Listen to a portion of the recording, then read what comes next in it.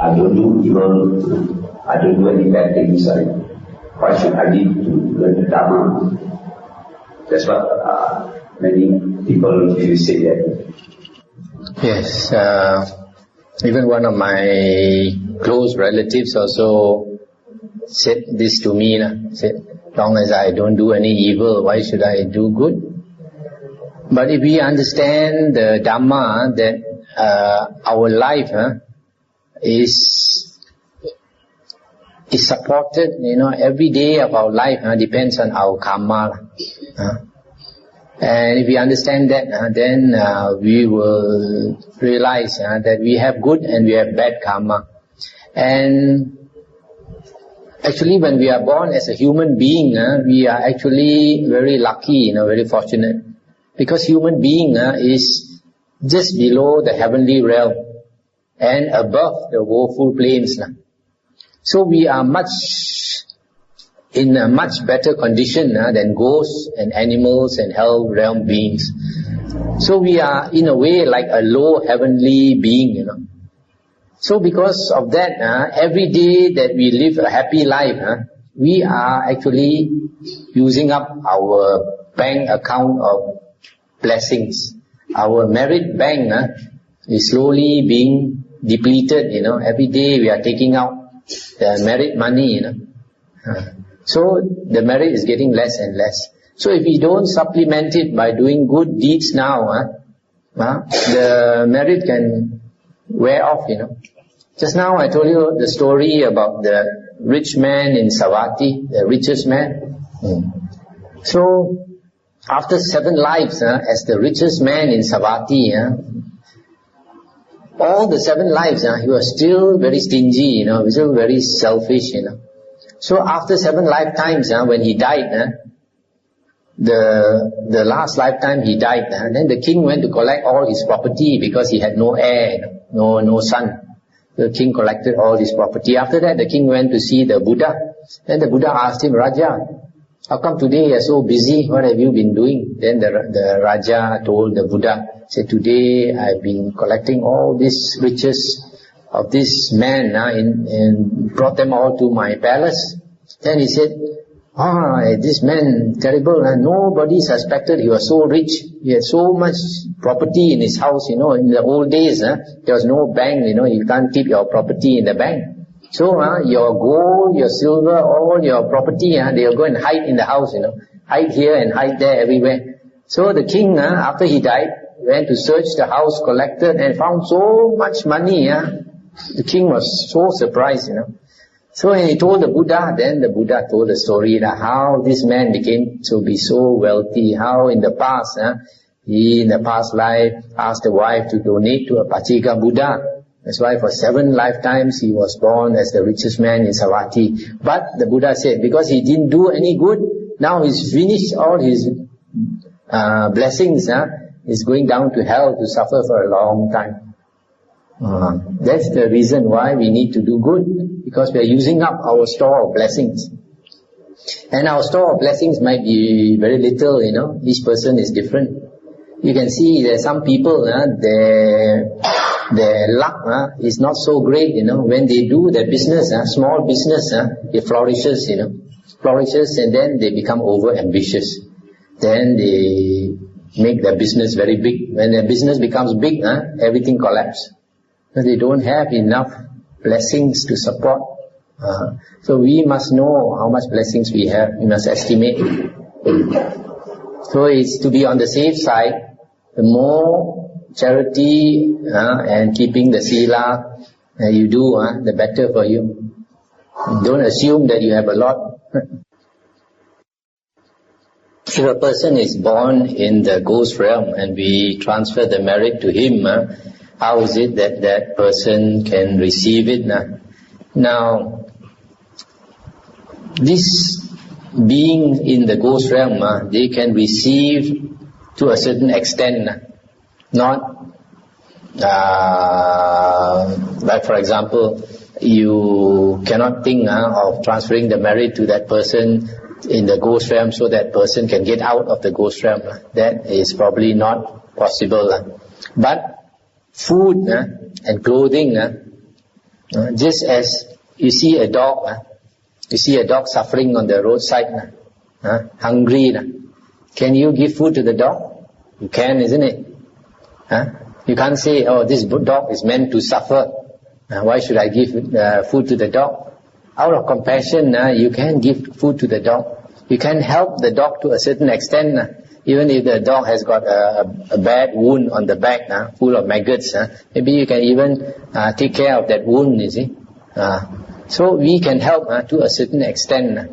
But we cannot say, for example, want the dog to be reborn in heaven or something. That we cannot. So only to a certain limited extent we can help.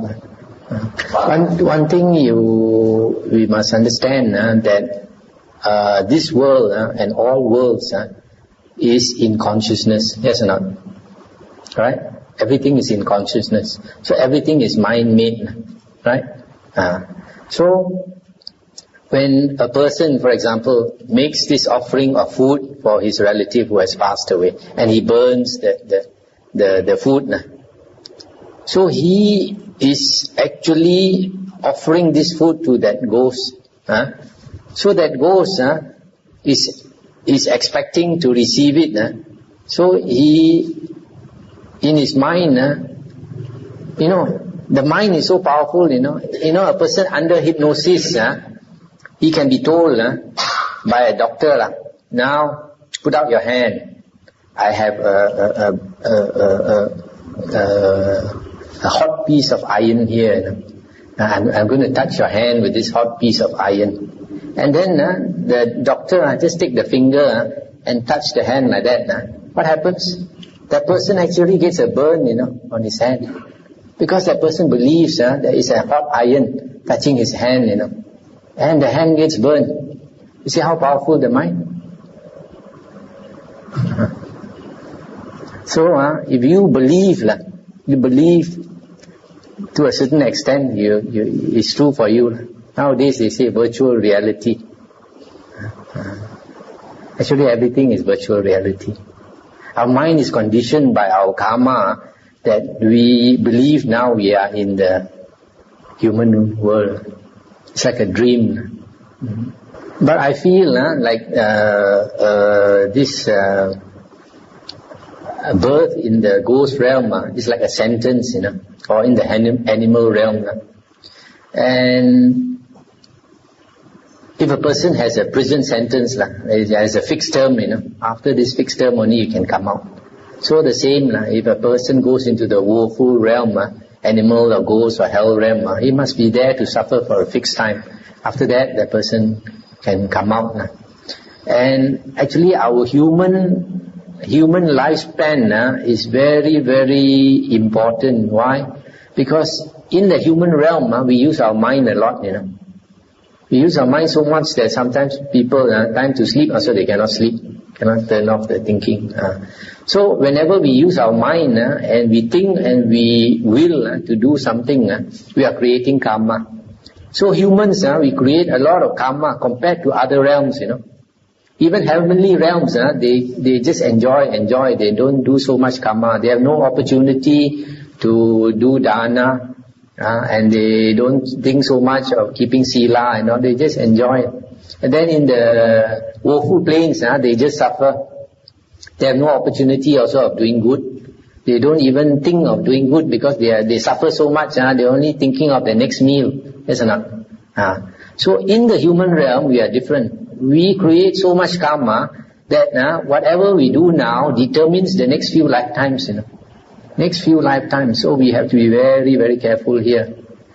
A bit careless only, you fall down. More careful, you can go up. Actually, it's just a matter of words, whether it's transfer or share merit.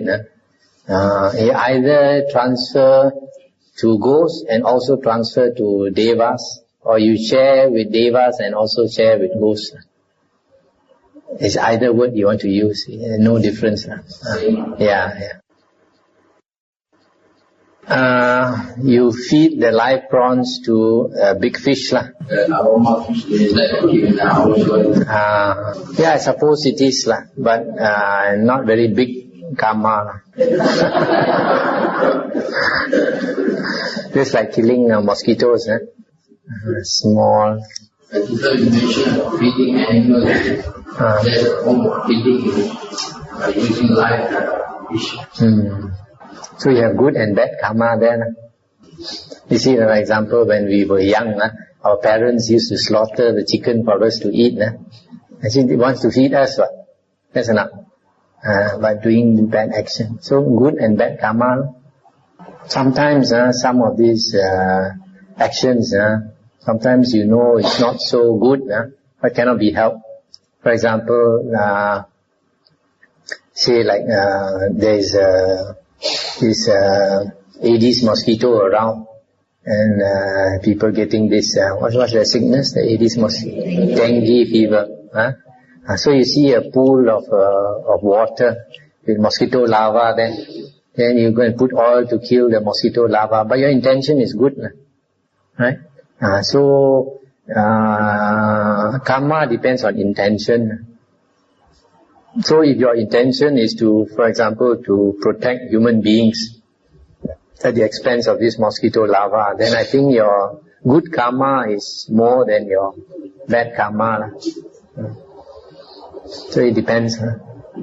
You see, just now I mentioned about karma, that if we do good, we should encourage others to do good. We should approve of doing good. We should praise doing good. So similarly, if you do wrong, and you encourage others to do wrong, then you also get that evil karma.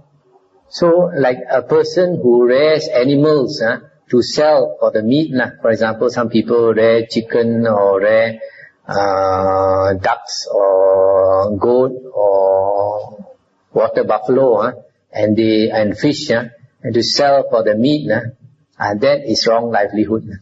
There are 5 types of wrong livelihood for lay persons that the Buddha said lay persons should not indulge in. One is rearing animals for slaughter. Another one is selling liquor or intoxicants. Another one is selling weapons. Another one is selling drugs that kill, for example, insecticide. You sell insecticide, you encourage people to kill a lot of these insects. Then the last one, buying and selling human beings. In those days, they had slavery. And nowadays also, they also have illegally. So these are wrong livelihood. Actually, this insecticide, nowadays in the West, of course we are behind time, we are always behind time in Asia. But now in the West, they find that this insecticide is causing more harm than good, because some of this insecticide, they stay in the ground, and for a long time, That's why some of the early insecticides we use, for example, DDT, I think, now banned totally. So now in the West, they are turning to other things. Like for example, using the neem tree? Neem tree, the juice or the oil of I think the juice of the neem tree, and you can, they spray, because the neem tree is, the leaves are very bitter. So when they spray it, these insects also tak boleh tahan, so bitter, they run off, they don't come and eat. Like for us here, if we do small planting in your garden, you can do what our sister Lailing did, was go and pound the chili and the garlic and soak in water and spray. We know all this killing of animals. As a Buddhist, we should not encourage other people to do this kind of job, this kind of profession, for example, slaughtering of cows or pigs and all that, or chicken, because in the end they will have to suffer for it. But some of these things we know that you can't stop people from doing. There will always be people who do this kind of thing. So, what is important is that we don't encourage people to do. But when people do, it's their business. Just thinking alone, without intention, does not create karma. You must have intention, because in the sutta, the Buddha said, intention is karma.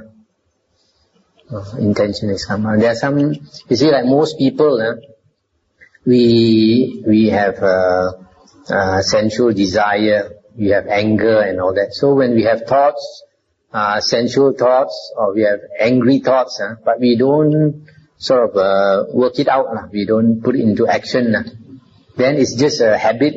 It's just a habit. It's not really karma. But only when you really intend to carry it out, then only it's karma. Actually, you see but in Mahayana Buddhism it's different. Mahayana Buddhism is like the Christian viewpoint, When you think only, you already done it. For example, if you have lustful thoughts, in Christianity it's already a sin, as though you have done it. But in the Buddha's teaching, he has explained it more detailed. This is not found in the suttas, but found in the monks' Vinaya, monastic discipline, where, for example, the Buddha said, it is in the monks' precepts, there are 4 precepts which are the heaviest. And if a monk breaks any one of these 4 precepts, is automatically no more a monk. First one is engaging in sexual intercourse. Second one is stealing, or stealing something that is really valuable. Third one is killing a human being, or encouraging the killing of a human being. The fourth one, if he does not have a supernormal attainment, he lies that he is an Arya, or he has attained a meditative state, psychic powers and all that. So you see, like in the stealing precept, if a monk steals something that is worth, say approximately $20 US, $20 US, about 80 ringgit or more. If a monk steals a thing worth 80 ringgit or more, then he has broken that offense, he has committed that offense, broken the precept. Now, in defining how a monk breaks the precept, the Buddha said, if this thing of value, for example, and a monk wants to come and steal this thing, he has to do a few actions before the theft is finally completed. For example, this expensive clock is lying in somebody's room, okay? So this monk wants to steal the clock. So firstly, he plans how is he going to steal. So he wants to go inside the room when nobody is around. So suppose he completes the theft by, firstly he goes into the room, will be around, and then he lifts up the object with the intention of stealing it. Then the Buddha said in the Vinaya, the moment the object is lifted up from its place, the theft is completed. The theft is completed. Now, if that monk, he were to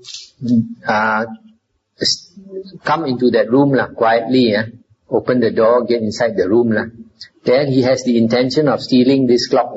He touches the clock, but he hears footsteps coming. So when he hears footsteps coming, immediately he let go of that clock, and then quickly run out of the room. So he has not completed the theft. He has come up to the last stage, he did not complete. And then that offense is considered a very serious minor offense. The most serious of the minor offenses.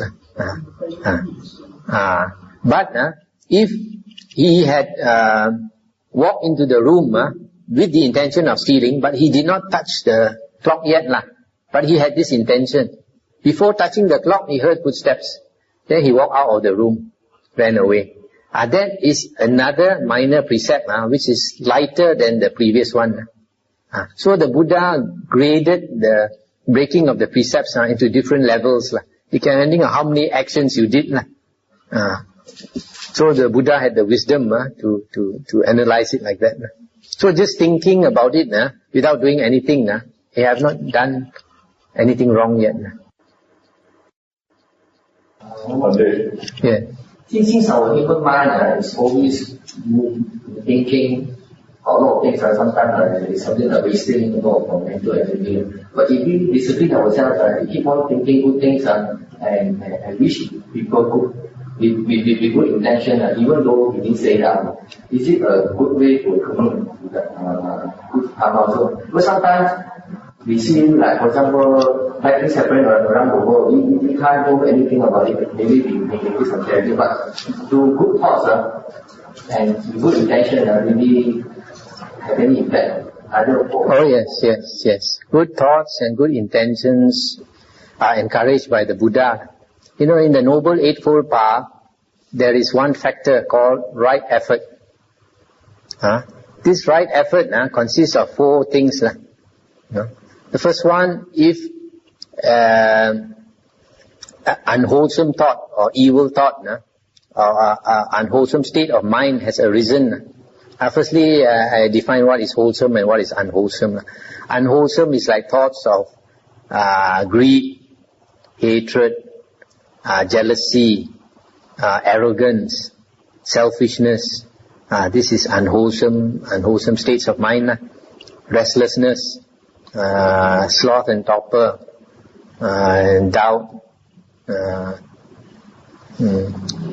And then wholesome states of mind are letting go, non-greed, no anger, calm state, peaceful state, happy state, humility, meekness. These are wholesome states. Okay. Now, in the sixth factor of the Noble Eightfold Path, the Buddha said that right effort means firstly 4 things. If unwholesome states have arisen, then you should immediately try to get rid of the unwholesome states. And then if unwholesome states, number 2, if unwholesome states have not arisen, you don't allow them to arise. Okay? Then the third one, if wholesome states have not arisen, then you encourage wholesome states to arise, like good thoughts, peaceful thoughts, thoughts of wishing well all beings and all that. There is metta, loving kindness, equanimous and mind and all that. And then the fourth one, if wholesome thoughts have already arisen, then you try to maintain it. Don't let it stop. Maintain the wholesome thoughts. So this is the factor called right effort. But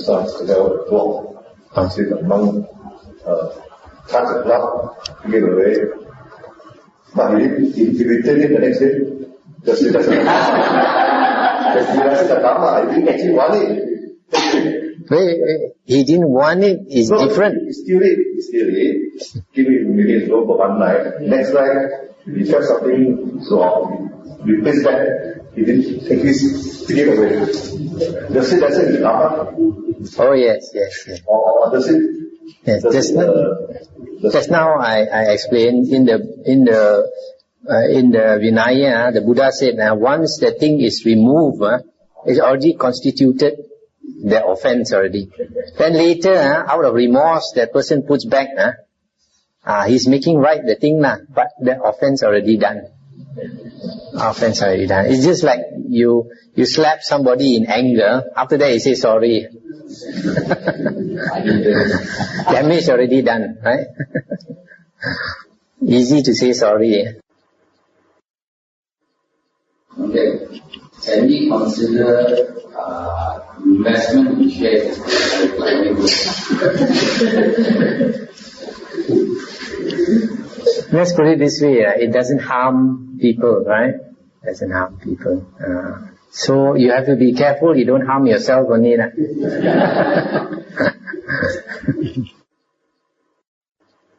One day, the Theravada believed that when a person passes away, he is immediately reborn. But in the Mahayana, it's a bit different. Reborn later, after 45 days or what. So actually, what did the Vikaya say about this? Actually, whether a person is reborn immediately or later is not mentioned by the Buddha. But in a few suttas, when somebody passed away, then they came to ask the Buddha. But it was not mentioned after how long. They asked the Buddha, what happened to this person so and so who just passed away. Then the Buddha would say, oh, this person is born in such and such a place, such and such a place. So it appears like a person can be reborn straight away. But whether this is the general case all the time or not, we don't know. But sometimes there are some strange things also. For example, there was one man, one external sect ascetic who was practicing not in accordance with the Dhamma, being an external sect ascetic. But one of the Buddha's disciples had great respect for this external sect ascetic because he was practicing this ascetic practice. I think was behaving like a dog. He walked like a dog. Then when people give him food, he wants people to throw it on the ground, then he will eat from the ground. He won't accept it like a normal human being. So for years he was practicing like that, behaving like a dog, eating like a dog, sleeping like a dog, and all these things. And then one of the Buddha's disciples, he was a bit foolish. Instead of respecting the Buddha, he had more respect for this external ascetic.